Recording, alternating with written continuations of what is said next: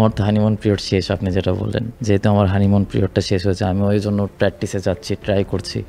বেশ নিদারুণ ব্যাট প্যাচের মধ্য দিয়ে যাওয়া তাহিদ হৃদয় অন্তত জানেন তার হানিমুন পিরিয়ড শেষ। তাকে এবার টিকে থাকার লড়াইয়ে প্রতিনিয়ত নিজেকে ছাপিয়ে যেতে হবে। যদিও তিনি কতটুকু পারছেন সে প্রশ্ন থেকেই যাচ্ছে।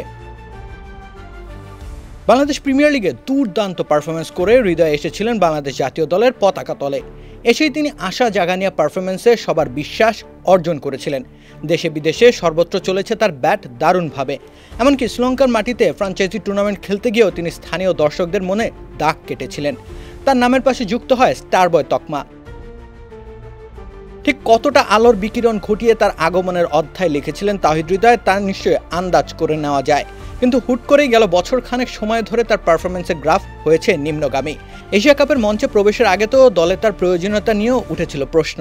তবে হৃদয় বিশ্বাস করেন তিনি ফিরবেন। সেই বিশ্বাস অবশ্য তার উপর গোটা টিম রেখেছে। হংকংয়ের বিপক্ষে তাকে সুযোগ দেওয়া সেই বিশ্বাসের জায়গা থেকে। ম্যাচ পরবর্তী সংবাদ সম্মেলনে হৃদয় বলেছেন, আমার হাতে যেটা আছে ট্রাইটাই আমি করতে পারবো, আমার প্রসেস যেটা আছে এটাই করতে পারবো। তো আশা করছি যে এখান থেকে ওভারকাম করবো ইনশাল্লাহ। হৃদয়ের ওভারকাম করা বাংলাদেশের জন্যও ভীষণ প্রয়োজনীয়, কেননা দলের মিডল অর্ডারের গুরুত্বপূর্ণ দায়িত্বভার তার উপরই ন্যস্ত।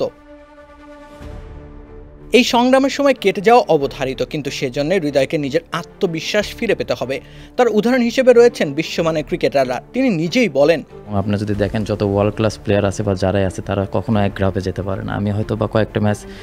অতএব তিনি জানেন আগুনের দিন শেষ হবে একদিন। রাকিব হোসেন রুম্মান, খেলা ৭১।